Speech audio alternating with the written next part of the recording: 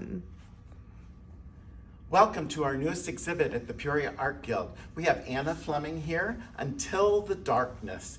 And this is a series of drawings and paintings that she's done basically the last year and a half, isn't it? They're pretty relatively new. And Anna has actually worked with us here at the Guild before. She was a wonderful instructor for our humanities grant that we had in conjunction with the museum. And she's now teaching virtually with Ball State, and then also is employed at the Galesburg Art Center. Let's tell us a little bit about yourself first. Well, I'm from here, I'm from Peoria, Illinois, and I've been drawing and painting for most of my life, but I didn't actually study studio art in undergrad. I went to school for, started out in engineering and then added literature, but I certainly continued painting and drawing on my own throughout that process. But after graduating, I decided I wanted to give myself a more dedicated period to really focus on my painting and kind of my fine art, visual art skills. So I decided to pursue my MFA, which I got at the University of Notre Dame, graduated in 2021, and then I've been teaching and kind of working in the arts ever since. And it's been great. I think what people have to understand that a lot of your artwork is what we call surreal, or it's that imaginative, dreamlike world that you've composed within your mind and then used your hands to express it. And it's filled with color, and it's filled with a lot of organic shapes and references that might be natural. One of the favorite, a friend of ours really enjoys this one. And again, the vibrancy of the color, you have to come see it because it doesn't do itself justice when we take a picture and just post it online. But talk a little bit about the start of this work and this body of work. Yeah, so this is a pretty recent piece from this year, but a lot of the paintings that you'll see and drawings in the show have similar motifs, including this kind of tube-like motif that for me really, initially I was interested in the intersection of nature and technology, so I was dealing a lot with cables and kind of mechanical cable imagery, and that eventually kind of merged into these more ambiguous forms, which can read as plant-like kind of vines, sometimes snake-like. Sometimes people even tell me they look a little bit like diseases or worms or something if you look at microscopic imagery, but still referencing that kind of tube that can travel and have these interconnections and reads as somewhat organic, and then has these offshoots or these growths, which are typically referencing. And this reminds us of all of, and your note for me to make sure that we got the labels correct was irises, and there are these plant-like forms that are very much like an iris, even though, what's the title? Phoenix Complex is the title. It doesn't really have anything to do with an iris, but we really enjoyed that. And I think you've continued, and I think the greatest part of this body of work is the continuity and the contextualizing of what these forms can do in a different environments. And your environment tends to be the background, and then you kind of bring them to the forefront. Again, here we have two tulip-like forms that are just, I don't know, I guess they're growing, I don't know, but they're hanging from this other wonderful canopy-like structure. But then I think what the interesting thing is how you've taken and broken up the space with little bits of escapes, so to speak, where they erupt from the base or the boundaries of the painting. And this one, and then this one too. This one is a remarkable one because you have this incredible blue, and we have an exit over on this side, we have an exit over on that side. And do you do sketching first, or do these just start from your mind and go right from brush to board or canvas? I'm definitely someone who, I like to mostly resolve the composition in a sketch beforehand, so drawing is usually my starting point, and I just kind of iterate as many drawings as I can and then kind of pick the ones that for me, I don't know, I have a connection to compositionally, but then things usually do change a little bit once I'm actually painting. I'll add moments, and some of these kind of spatial breakages or framing devices or pockets into a different kind of space or environment, those are usually more of an improvisation once I've started something on here, and then I kind of feel that I want either a different color kind of peeking through, or I want these forms to kind of be moving through a different spatial zone. And so that is something that I can play with a little bit once I've started painting. But the overall composition, kind of the major forms that you see on the surface, are usually resolved in a sketch beforehand. I think another strength, especially these first through, is the idea of your color theory, using complementary and contrary colors that just build this depth to it that is really remarkable. But then we have one image, and this next series of about 4 or 5 paintings are, obviously the palette has become very cool. It's a lot of blue and rich blue. And I will say it was very difficult sometimes to light it, because we wanted to make sure that people could see the darkness of this, and as soon as you put a light on it, it kind of flattens it almost. But when you look at this one, the tanglement of all the images and all your different strokes is really, it's vital to the painting, but it also just pulls you in. I was telling you, we had a young group of people from Family Core, and there was one young man that was looking at this, and he said, "That's my brain." And I think it's right. Hey, I can see where he sees the synapses and things like that. But how did you arrive at this color palette and this? The forms are all tangled from here to the end of this wall. Yeah, it kind of depends on what I'm looking at as source material and inspiration. So this is a little bit older than the kind of more vivid high chroma pieces that are more recent. But I was looking a lot at like electron microscopy, where you have these like very dark colors against a kind of neon, you know, really intense glowing kind of imagery, or like images of the deep ocean where you have bioluminescent creatures. So the sense of a very dark, immersive space, and then you have these like really rich jewel tones kind of pulling you in, and they feel magical and otherworldly, but they're pulled from, you know, forms that do exist in nature. So when you look at the deep ocean, it looks quite alien and mesmerizing. Yes, and it is, and dreamlike. that's a perfect example, is mesmerizing. And it was, when Jeff lit this, I mean, this green teal color just popped. And I think it continues to do that. And especially in this series here on this wall, it's the red that pops. And in this one, it's rather tame and less intense, where when we get to this one, the blue and the reds start to kind of almost fight one another for control of the painting.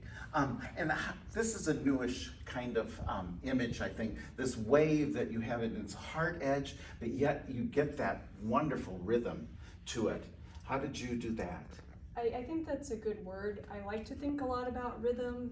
Compositionally, it's about capturing a kind of flow that, like, even though these are obviously static images, implies a kind of movement and a kind of pacing to the world. Because I do want them to be ambiguous, you know, what exactly you're looking at, you aren't quite sure, but you can feel that there's some kind of, I don't know, like the fluid that things are moving through, or a kind of slowness or quickness to them. And this here, this one is graceful. That one, there's just a wonderful rhythm and kind of tempo that is uplifting. But this one is so subtle and yet graceful almost. And again, though, then we have this real entanglement of different lines and forms and colors too. Yeah, and this one is definitely thinking a lot about, like, my sister's a veterinarian. She'll show me a lot of images of like medical surgeries and things that she's doing, or diseases that she's researching.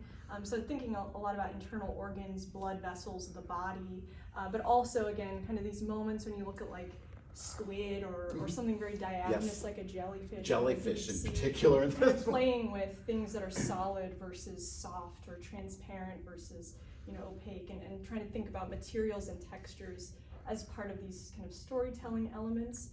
Again, because they're very ambiguous and you could tap into different reads of some of these forms. They might look like the body to some and more like flowers to others. Well, and you talked about the idea about a pulse, and again, this bulbous thing where you strategically create them so that they have this, and it is like there's this pulse to it, like you can almost feel that visually, you know, in the, now this is one that is probably your most minimal painting here. We have simply blue, black, and red, and it's a very narrow painting, so it's much more horizontal than the others, so the form seems to be lengthening itself. how did this come to be? Well, I am definitely interested in this kind of long format. I have a couple, it's I guess one piece over there that's kind of similar in this long format, because I do tend to work in a more vertical portrait orientation. I don't know, it's just my tendency, I guess. So to intentionally switch that up every once in a while, but to play with these strange kind of croppings where it feels like you're cut off from these spaces in unusual ways. But there were a few other paintings that I did kind of in this grouping that were also very stripped down, because I can kind of vacillate between maximalists, like packing it with as many different entangled tubes and forms as possible, but then also thinking about stripping away and these kind of quieter moments where you're really just thinking about this simple interaction or intersection of forms that have this kind of mysterious, I blacked out a lot of information in this one to kind of, I guess, encourage viewers to think about what's missing and what we're not seeing, and kind of exist in that quieter, more intimate space. Well, and there's a bit of euphoria in this one, where it is all about the atmosphere that you've set with this tone and this painting in particular. Now we're going to introduce the people to one of your charcoal drawings. And we have 4 drawings in here. And when we saw your body of work, at first we thought we were just going to do a painting show. But then we saw how these charcoals in particular related so well with the density and the richness of color only through the black, the velvety black in particular. And this one has this wonderful structure in it that is almost X-like. And we'll go on to talk about that in the next couple of, but what do you do? How do you start your charcoal drawings? So those, I think I'm less worried about having a sketch beforehand for the drawings, because they just tend to go a lot faster and I can have several of them going at the same time, and so I'm just less worried about it. So I do tend to just start sketching with Vine charcoal on the paper and kind of finding a composition through that. And then I render in little sections so that I'm not smudging it the whole time to try and keep the lighter values really pure. But again, it's very kind of automatic and exploratory. I can kind of take certain risks that I can do that in the drawings, risks that I wouldn't necessarily take in the paintings just due to the well, and time for people who investment. don't know what vine charcoal is that it is literally, they're very thin. Roasted vines. Roasted vines. Like and so they are grapevines. very soft, and they almost, as soon as they hit the thing, you can get these, and that's why it's almost a smoky kind of atmosphere that you've created in the background here. But then you've taken this very strong structure, and we have in these 3 paintings that repeated here very severely, here a little bit more calm, but here it's just very subtle. And we loved when we had these all out and we're thinking, how are we going to pair these up? At first we really didn't think we were going to put them all together, but the way you interpreted using this kind of structure in all 3 of them, similar but dissimilar. So how did you, and which ones came first? That's a good question. I think these are all pretty similar in terms of the time frame. The smallest one may have come first, and I know this one is probably the last, but they are all really related time-wise, and sometimes you just find yourself kind of returning to a similar compositional motif for some reason. And for me, I like the idea of this kind of X as, there's a few different reasons that I use it, but the primary reason is because I like thematically just to refer to this idea of intersection and interconnections, of things always being in contact and having these moments of responding to one another. And because the premise of these works is thinking somewhat about a somewhat apocalyptic futuristic space, this idea of like intimacy and clinging and holding on, life holding on, and organisms clinging to one another in a rather desolate, space or futuristic environment that might not be quite habitable. Your palette also shifted a little bit to including purple or lavender, I should say. It's really not deep purple, but anyhow, how does that affect what you're intending the viewer to see by using something like lavender that's a little bit lighter, but it's on the cool side with the blues, but yeah, sometimes it's just as simple as like I'll tint my surfaces with a different like base color each time and kind of respond to that as a way of mixing things up, just so I'm not defaulting to the same palettes every time. But it's also because so many of my earlier pieces were like really dark and mostly black almost, with these like jewel tones interspersed. I wanted to transition and use these lighter palettes to think about how that will change people's perceptions and sense of these spaces and these environments, and how things can be light and also feel, you know, potentially toxic in some way through these strong kind of purples and pinks. We have two charcoal drawings and then one graphite drawing. And how do you start your drawings? We have a good friend, Ann Coulter, and Ann literally takes her charcoal or whatever and she makes a mark down the middle or someplace in it, and then she starts to build from there. And yours are just like that, as far as hers are landscapes, but yours are these, we know that it's like the land, it's something you can relate to so easily, and the richness of the velvety context of charcoal is just remarkable. Yeah, that's I think what draws me to charcoal over graphite sometimes. I like the precision of graphite, but charcoal, it's this intense, velvety, like pure black kind of value that you can achieve with charcoal, the compressed charcoal. Which is why I'm always going back to it, because you get even though you're stripping away color and saturation, you still get this intensity and this something that kind of absorbs you, and the way that light is kind of just absorbed into that surface, as a material, I really enjoy. But in terms of starting these, I'll often have a particular reference that is something that I want to include, like here, I kind of like the chrysalis shape. I was looking at caterpillars a lot, and so I knew I wanted to include that, so it's kind of figuring out a composition that could feature those kind of like chrysalis forms. And here I was looking at probably at DNA or something. I like this kind of like helix, kind of that sense of movement and twisting. And then, you know, I'll just kind of experiment with adding more textures or moments in the drawings, because it is something where even if I know I want this kind of helical twisting composition, I don't necessarily know that I want like a crack there or a fin or something. So a lot of it's just allowing myself to kind of make those moves freely as I'm working across the surface of the paper. Now, when we first took this out and Jeff put it down, it looks like a mezzotint.